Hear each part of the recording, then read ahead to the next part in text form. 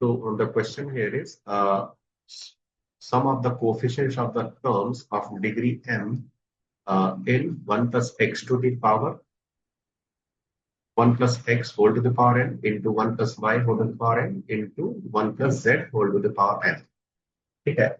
Options are ये LCM whole to the power 3. Then third option, B option is 3 times of LCM.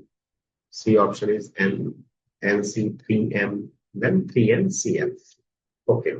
तो इस वाले question में हमें क्या करना चाहिए. सबसे पहले मैं थोड़ा सा इसको लिखूंगा तो ज्यादा क्लैरिटी आपको आ जाएगी.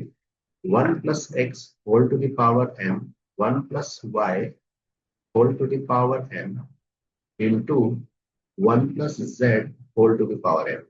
तो इसको हम लोग कैसे लिखेंगे. तो it is I varying from 0 to n NCI x raised to I. ठीक है. फिर into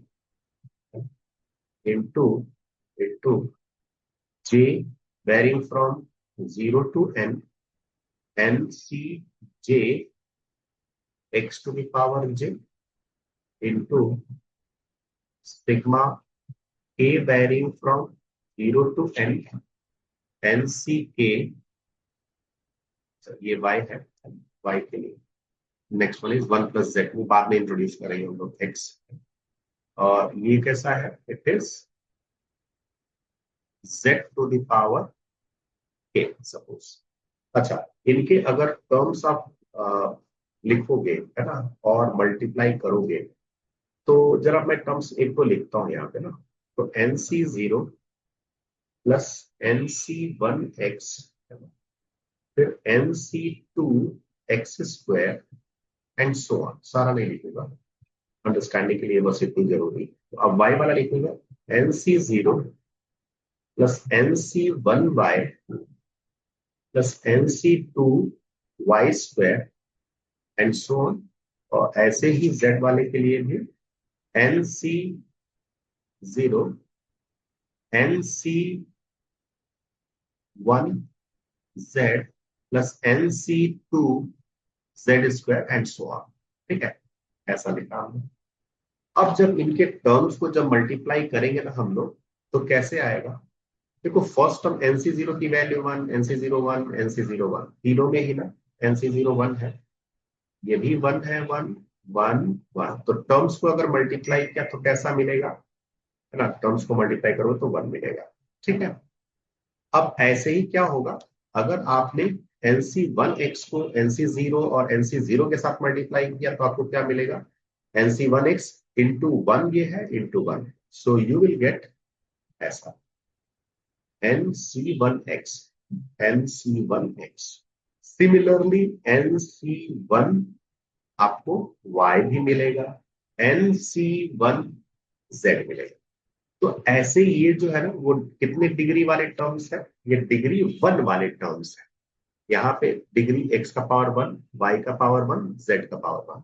x का पावर 1 तो y का पावर 0 z का पावर 0. यहाँ y का पावर 1 तो x का पावर 0 z का पावर 0. यहाँ z का पावर 1 है तो x का पावर 0 y का पावर 0. ठीक है ना. And so on so fourth. ऐसा होगा. ठीक है. और अगर हम लोग इसी प्रोसेस को कंटिन्यू करते जाए तो एक सिचुएशन ऐसी आएगी है ना. एक सिचुएशन ऐसी आएगी कि यहाँ पे हम लोग लिखेंगे NCM x to the power m into NC0 y to the power 0 NC0 z to the power 0. तो इसमें x का पावर कैसा बन गया m बन गया. इस ब्रैकेट ये ब्रैकेट थोड़ा बड़ा होगा. फिर सिमिलरली अगर मैं ऐसे कर दूं NC0 इंटू NC0 यहाँ x का पावर 0 साथ में लिखते चलता हूं. और फिर यहाँ पे NCM लिखा y to the power m और फिर NC0 z to the power 0. ठीक है. ये दूसरा टर्म ले लिया. ये दूसरा ऑप्शन हो गया. फिर ऐसे ही क्या पॉसिबिलिटी है NC0 x to the power 0 NC0 y to the power 0 NCM z का पावर m. तो इसमें आपने क्या ऑब्जर्व किया कि x का पावर m आ रहा है y का पावर 0 z का पावर 0. मतलब किसी एक का पावर m आ रहा, बाकी दोनों के पावर 0 हो जा रहे हैं। तो अल्टीमेटली जो इनका सम होगा, देखो m प्लस 0 प्लस 0, m हो गया तो डिग्री m के टर्म हो गए, 0 m 0, सम m आया, 0 प्लस 0 प्लस m, सम कितना हो गया m हो गया। इसमें और भी टर्म है, थोड़ा सा और इसमें थोड़ा विजन मिल जाए आपको, इसलिए मैं ये लिखूंगा। अगर मैं ऐसे लिखता हूं N C M minus one, तो एक्स का पावर कैसा आएगा m माइनस वन। सपोज मैं ले लेता हूं N C one Y to the power one, है ना, और फिर लिया एन सी जीरो जेड का पावर जीरो। सिमिलरली मैंने अभी यही लिया N C M minus one, है ना, तो नहीं यहाँ पे ठीक है चलेगा, एक्स ये भी तो एक आएगा एम माइनस वन, और वाई, और फिर वाई के लिए कर दिया मैंने जीरो, है ना, मतलब N C zero Y raise to zero. अब N C one Z raise to one. तो फिर से यहाँ पे अगर ऑब्जर्व करें हम लोग, अगर ऑब्जर्व करें तो क्या होगा, यहाँ पे अब m minus one plus one, m हो गया प्लस जीरो m ही रहेगा, m minus one zero plus one m ही रहेगा। तो ऐसे वाले जो टर्म्स है ना, जैसा ये टर्म आया, ऐसे ये आया, ये आया, ये भी आया, ऐसे वाले जो टर्म्स है ना, जो कोफिशिएंट बन रहा है, इस ये टर्म्स की खास बात क्या है, ये इन टर्म्स की खास बात ये है कि इसमें x का पावर प्लस y का पावर प्लस z का जो पावर है वो किसके इक्वल आ रहा, वो m के इक्वल आ रहा। तो ऐसे जितनी भी पॉसिबिलिटी होंगी, इसमें तो बहुत पॉसिबिलिटीज है ना, ढेर सारी, सब कुछ लिख नहीं सकते।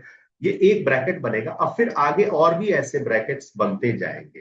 तो हमें क्या करना है ना, हमें क्या करना है, ये इस टाइप का जो ब्रैकेट है, ये जो ब्रैकेट है जिसमें x का पावर y का पावर और z का पावर क्या हो जाए, उनका पावर्स का सम m हो जाए, उनके कोफिशिएंट्स का सम हमें लिखना है, राइट ना। तो अब मैं इसी में क्या करूं, अगर मैं इसी में ऐसा कर दूं कि ये जो ऊपर मैंने लिखा है ना, ऐसे तो हमारे पास ढेर सारे टर्म्स हैं, है ना।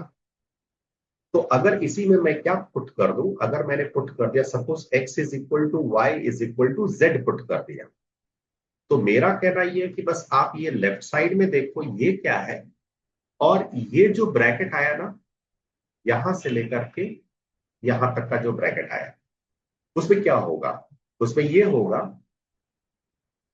कि लेफ्ट साइड में पहले क्या होगा, लेफ्ट साइड में पहले क्या होगा, लेफ्ट साइड में हो जाएगा one plus X to the power N, one plus Y के प्लेस पे वन प्लस एक्स आ जाएगा तो वो भी पावर एन, और one plus Z to the power N, तो ये वन हो जाएगा one plus X to the power three N.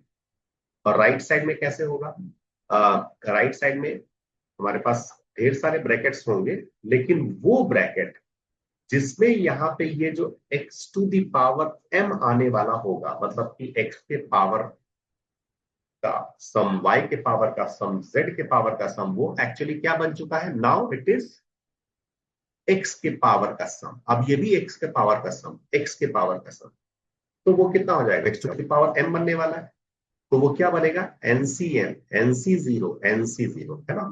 तो हमारे पास यहाँ पे कैसे टर्म्स आएंगे, यहाँ पे हमारे पास अगेन ढेर सारे टर्म्स आएंगे, ऐसे ढेर सारे टर्म्स आएंगे, ठीक है ना। तो मैं अभी क्या एज्यूम कर ले रहा हूं कि x to the power m है ना, मैं एज्यूम कर लूंगा कि let that expression be e, वही हमें फाइंड आउट करना है ना, वही हमें फाइंड आउट करना, तो let that be equal to e, ठीक है। सो ये हुआ x to the power m, तो इसी को हमें फाइंड आउट करा, तो मैं इस एक्सप्रेशन को e एज्यूम कर ले रहा हूं, यहाँ x to the power m होगा, और भी टर्म्स आएंगे, ठीक है ना। तो अल्टीमेटली अगर हम लोग ये काम करेंगे तो हमारे पास जो ऊपर वाला क्वेश्चन होगा वो रिड्यूस होकर के कैसा हो जाएगा, यहाँ पे वन आएगा, है ना। मैं वन नहीं लिखता हूँ, ऐसे लिखता हूँ, ए जीरो आएगा, फिर ए वन एक्स आएगा, फिर ए टू एक्स स्क्वायर आएगा, है ना, एंड सो ऑन। ऐसे ही A M X to the power M आएगा, है ना, एंड सो ऑन। ऐसे लास्ट में क्या, कहां तक पावर जानी है, x to the power 3n तक जानी है, इसलिए a3n आएगा। इसमें से हमें फाइंड आउट क्या करना है, इसमें से हमें फाइंड आउट करना है am की value. What is am, it is actually x to the power n का कोफिशिएंट। एंड अगर इसमें देखा जाए तो ऐसे टर्म्स के सम का वैल्यू है, ऐसे टर्म्स में सम का वैल्यू। वो कैसे टर्म्स हैं जिनकी डिग्री जो है ना एक्स का पावर प्लस वाई का पावर प्लस जेड का पावर कितना है, वो n के इक्वल है।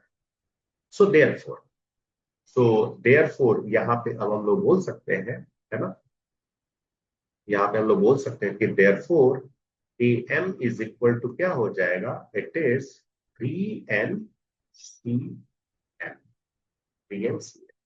because it is coefficient of x to the power m in this, coefficient of x to the power m in this क्या होता है, वो 3n CM। तो इस केस में आंसर क्या बन जाएगा, इस केस में आंसर कौन सा ऑप्शन बन जाएगा, option D is 3n CM, right.